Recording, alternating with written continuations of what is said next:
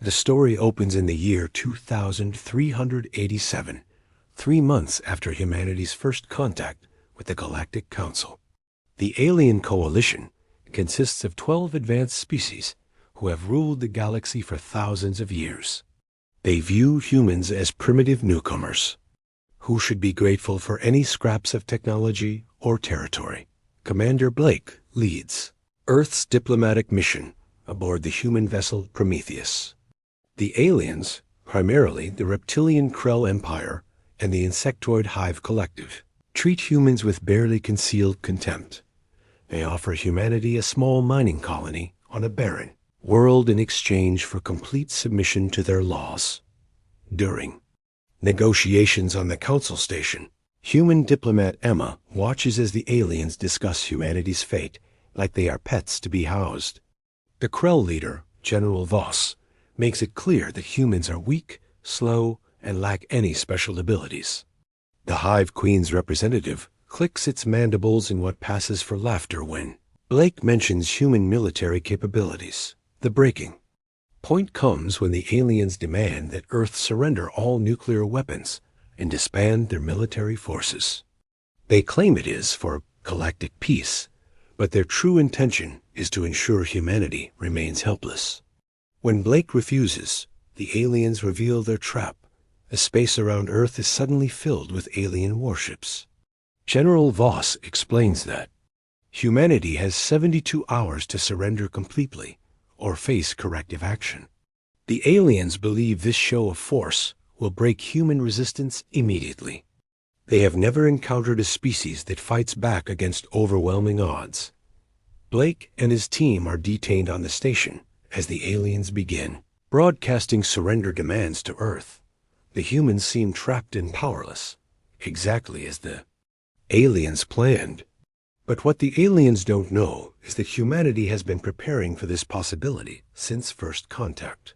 Back on Earth, Admiral Kane activates Protocol 7, a secret military program that has been 3 months in the making. Hidden across the solar system, elite human forces begin to move.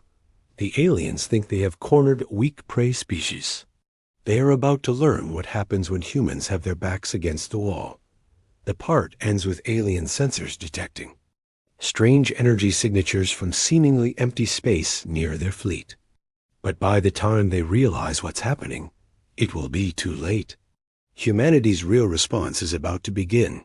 The alien fleet commanders are puzzled by the energy readings. Their scans show empty space, but their instruments detect movement and power signatures that make no sense. General Voss dismisses these anomalies as human sensor decoys, primitive attempts at misdirection. On Earth, teams of specialists work in underground facilities that have been shielded from alien detection. Dr. Mills oversees the activation of humanity's secret weapon, adaptive camouflage technology that bends light and energy around objects. The alien sensors can't track what they can't properly see. Lieutenant Cole leads a squad of Terran Special Forces aboard a stealth ship that moves through the alien fleet like a ghost. These aren't ordinary soldiers. They are humans who have been enhanced with technology that amplifies natural human traits. Their reaction speeds, endurance, and tactical thinking have been pushed beyond normal limits. The aliens have made a critical mistake in their intelligence gathering. They observed human civilians and regular military forces, but they never discovered the existence of the Special Forces program. These elite units have trained for scenarios exactly like this one. As the 72-hour deadline approaches, the aliens grow confident. Their long-range scanners show no human military response. Earth's governments seem to be preparing surrender broadcasts. General Voss begins planning the occupation of human colonies, but Cole's team has already infiltrated 3 alien command ships. They move through the vessels using maintenance shafts and service corridors that the aliens never thought to guard properly. The alien crews are so certain of their superiority that their security is focused outward, not inward. The first sign that something is wrong comes when an alien destroyer suddenly loses main power. Then another ship reports communication failures. Within an hour, 12 alien vessels are experiencing technical difficulties that their engineers cannot explain. Captain Ross leads another stealth team that has been studying alien technology for weeks. Humans have a talent that the aliens lack: the ability to quickly adapt and improvise. While the aliens rely on standard procedures and established protocols, humans excel at finding unexpected solutions. The alien fleet's formation begins to break apart as ships drift out of position or fail to respond to commands. The Hive Collective's rigid hierarchy becomes a weakness when their command structure is disrupted. The Krell Empire's proud military discipline crumbles when their officers can't understand what's happening. On the Council Station, Blake and his team watch the alien leaders grow increasingly frustrated. The aliens are experiencing something they've never faced before, an enemy they can't see or predict. Their usual tactics of overwhelming force are useless against opponents who refuse to fight conventionally. Dr. Mills monitors the operation from Earth, coordinating between dozens of stealth teams. The aliens think they're facing technical malfunctions, but they're actually experiencing humanity's approach to asymmetric warfare. Every human advantage is being used: adaptability, creativity, and the willingness to take risks that other species would consider insane. The part ends with General Voss finally realizing that these aren't random system failures. The humans have somehow infiltrated his fleet. But when he tries to raise the alarm, he discovers that his communication systems have been compromised. The ghosts in his machines are about to reveal themselves. General Voss's command ship shudders as another malfunction takes out the gravity generators. In the darkness of auxiliary lighting, he finally understands the truth. The humans haven't surrendered. They've been hunting his fleet like predators stalking prey. The revelation comes too late. Lieutenant Cole's team emerges from the shadows of the command ship's bridge. The alien officers reach for their weapons. The human reaction speeds are faster than alien physiology can match. In seconds, the bridge is under human control. What terrifies the aliens most isn't human weapons or technology. It's human behavior. Cole's team doesn't kill the alien officers. Instead, they use them to broadcast a message to the entire fleet. The humans have turned the aliens' own communication network against them. Captain Ross coordinates the simultaneous takeover of 15 alien vessels. The aliens had assumed that humans would fight like they do, with honor, following established rules of warfare. They never considered that humans might use deception, infiltration, and psychological warfare as primary tactics. On the Council Station, the alien leaders watch their fleet fall under human control with growing horror. The Hive Queen's representative begins clicking rapidly in distress. The Krell officers pace in agitation. None of their species have ever faced an enemy like this. Admiral Kane appears on the main screen, broadcasting from Earth. He explains to the shocked aliens that humanity doesn't surrender when threatened. They adapt. The alien show of force hasn't intimidated humans. It has provided them with targets and opportunities. The true genius of the human plan becomes clear. Every alien ship that the humans capture becomes a source of intelligence about alien technology, tactics, and weaknesses. Within hours, human engineers are reverse engineering alien systems and finding ways to improve them. Dr. Mills demonstrates this principle by activating alien weapon systems that the humans have modified. The energy weapons that were designed to destroy human cities are now under human control. The aliens' own technology has become humanity's advantage, but the real shock comes when Admiral Kane reveals the extent of human preparation.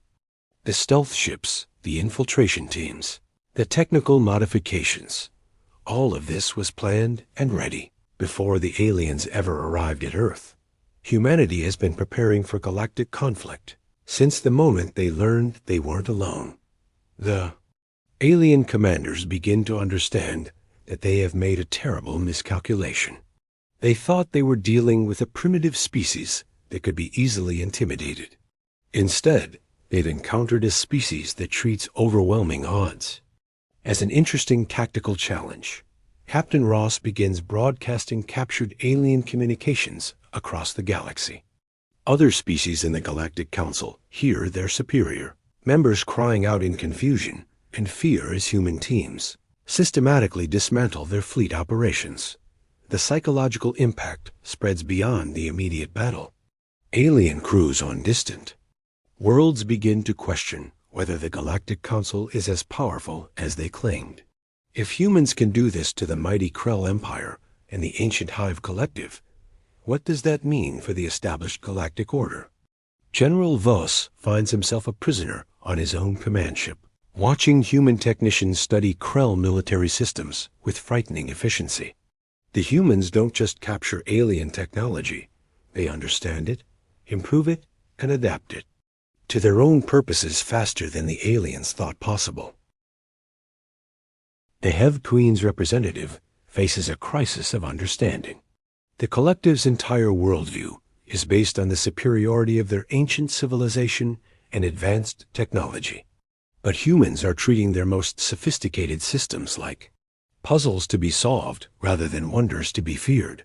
Commander Blake, still technically a prisoner on the council station, watches the alien leaders struggle with the new reality. The species that were so confident in their dominance are now discovering what it feels like to be outmaneuvered by opponents they had dismissed as inferior. The part ends with Admiral Kane making an offer that chills the alien leadership. He suggests that perhaps it's time for new negotiations, with humanity in a position of strength rather than weakness. The aliens are beginning to realize that their greatest fear isn't human weapons or technology. It's human unpredictability and the terrifying efficiency with which humans adapt to any challenge. The Galactic Council chamber has never been this quiet. For the first time in thousands of years, the alien leaders sit in stunned silence as they watch their fleets either surrender or retreat from human-controlled space. The balance of power in the galaxy has shifted in less than a week. Admiral Kane's image dominates the main screen as he addresses the Council from the bridge of a captured Krell dreadnought. Behind him, human technicians work alongside alien engineers who have chosen to cooperate rather than resist. The sight is deeply unsettling to the Council members. General Voss, now a guest of the human forces, provides intelligence about Galactic Council military capabilities. The aliens are horrified to learn that their former commander is working with the humans, not because he was forced to, but because he has come to respect human tactical abilities. The Hive Queen's representative experiences something unprecedented. For their species, individual fear rather than collective confidence. The collective's entire identity is based on unity and shared consciousness, but the humans have introduced doubt and uncertainty into their mental network. Captain Ross reports. From various locations across the galaxy, where human stealth teams have established hidden bases.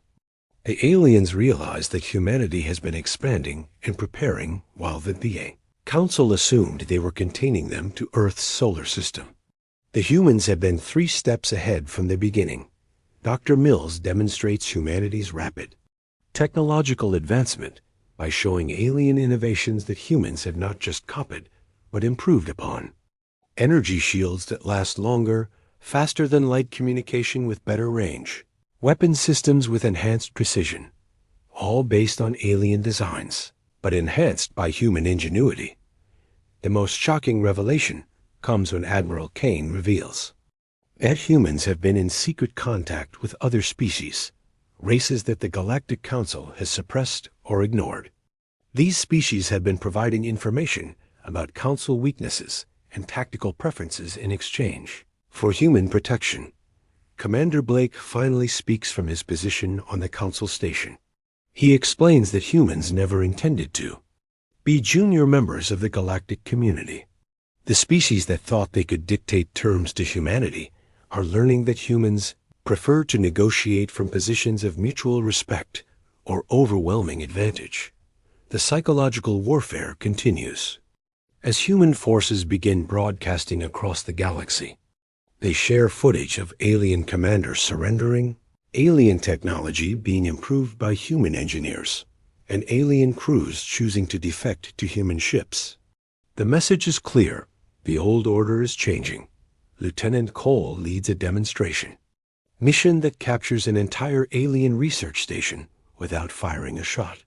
The humans simply walk through the facility's defenses using techniques that the aliens never anticipated.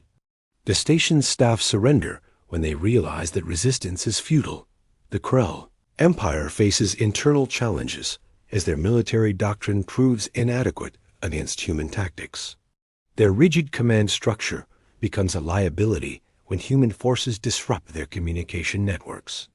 Lower-ranking Krell officers begin questioning their superiors' competence. The Hive Collective experiences something even more disturbing. Fragments of their shared consciousness begin to admire human adaptability. Some collective members start thinking independently, inspired by human examples of individual initiative and creative problem-solving. Admiral Kane makes his final offer to the Galactic Council. Humanity will accept membership in the galactic community, but as equals rather than subjects. The terms are simple: mutual respect, fair trade agreements, and an end to the Council's attempts at dominance through intimidation. The alien leaders realize they have no choice but to accept. Their fleets are compromised, their technology has been surpassed, and their psychological advantage has been completely reversed. The species that they thought were weak predators have become the galaxies. Apex Hunters. Dr. Mills reveals the ultimate irony. Humans never needed alien technology to achieve galactic dominance. They needed alien arrogance. By underestimating humanity and revealing their own capabilities, the aliens provided humans with all the information they needed to level the playing field. The Galactic Council votes to accept humanity as equal members, but everyone understands the real situation. The humans haven't just joined the galactic community, they've become its most influential members. Species that once looked down on humanity now seek human alliance and protection. The part ends with Admiral Kane announcing humanity's first initiative as council members, the formation of a new galactic defense force that will protect smaller species from aggression. The aliens who once planned to dominate humanity are now depending on human protection from threats they never saw coming. 6 months after humanity's integration into the Galactic Council, the galaxy has become a very different place. The species that once ruled through intimidation and superior technology now navigate a universe where humans have redefined what it means to be feared and respected. Admiral Kane stands in the renovated council chambers where human representatives now occupy positions of equal authority with the ancient galactic powers. The seating arrangement itself tells the story. Humans didn't demand special treatment, but their presence has fundamentally changed how decisions are made. The first major test of the new order comes when a previously unknown aggressive species attacks the Outer Rim colonies. The Savage Fleet, as they call themselves, uses tactics similar to what the Galactic Council once employed: overwhelming force, intimidation, and demands for immediate surrender. General Voss, now working as a strategic advisor to human forces, helps coordinate the response. The irony isn't lost on him. The aliens who once threatened humanity are now depending on human protection. But he has learned to respect human methods, even when he doesn't fully understand them. Captain Ross leads a joint force of human and alien vessels against the Savage Fleet. What makes this different from previous galactic conflicts is the integration of species that were once enemies. Krell warriors fight alongside human commandos, while Hive collective drones coordinate with human tactical teams. The Savage Fleet's commander, Warlord Brutus, expects the same response that worked against other galactic civilizations: panic, desperate defense, and eventual surrender. Instead, he encounters something unprecedented: a coordinated defense that uses the best capabilities of multiple species under human strategic leadership. Dr. Mills has established research facilities where human and alien scientists work together on projects that neither species could have completed alone. The technological advancement rate has accelerated beyond anything the galaxy has seen before. Fear of stagnation has been replaced by excitement about possibilities. Lieutenant Cole demonstrates the new tactical doctrine during a boarding action against a Savage Fleet vessel. Human adaptability combines with alien biological advantages. Krell's strength, Hive collective coordination, and human unpredictability create combat effectiveness that overwhelms the attackers. The psychological impact on the Savage Fleet is immediate and devastating. They came expecting to find the same: weak, divided civilizations that they had conquered before. Instead, they encounter unified resistance that adapts faster than they can respond. The Hive Queen's representative experiences something remarkable: individual pride in collective achievement. The rigid hierarchy that once defined their species has been replaced by collaborative structures that preserve their unity while embracing human concepts of individual initiative. Commander Blake coordinates diplomatic efforts with species that were previously neutral or hostile to the Galactic Council. These civilizations are more willing to negotiate with humans than with the traditional Council powers, seeing humanity as proof that the galactic order can change and improve. The decisive moment comes when the Savage Fleet's main force encounters the combined human-alien fleet. Warlord Brutus expects a traditional space battle with predictable tactics and outcomes. Instead, he faces coordinated asymmetric warfare that uses every advantage the Alliance can bring to bear. Admiral Kane broadcasts an offer to the Savage Fleet during the battle: surrender and join the galactic community as equals, or continue fighting and face the full capabilities of species that have learned to work together. The choice reveals humanity's approach to conflict: always provide alternatives to destruction. The battle's outcome surprises everyone except the humans. The Savage Fleet doesn't just surrender. Many of their ships defect during the fighting as their crews realize they're facing something entirely new. The galaxy's newest aggressive expansion has been stopped by cooperation rather than superior firepower. Dr. Mills analyzes the post-battle reports and realizes that humanity has achieved something unprecedented in galactic history. Fear has been redefined from something that paralyzes and divides to something that motivates and unifies. Species don't fear human domination. They fear being left behind by human progress. The story concludes with the establishment of the new Galactic Accord, a treaty that replaces the old Council's hierarchy with a cooperative federation. Humanity hasn't conquered the galaxy. They've shown other species how to evolve beyond the need for conquest. General Voss reflects on how completely his understanding has changed. The species he once considered primitive and weak have proven to be the most advanced in the galaxy, not in technology, but in their approach to conflict, cooperation, and growth.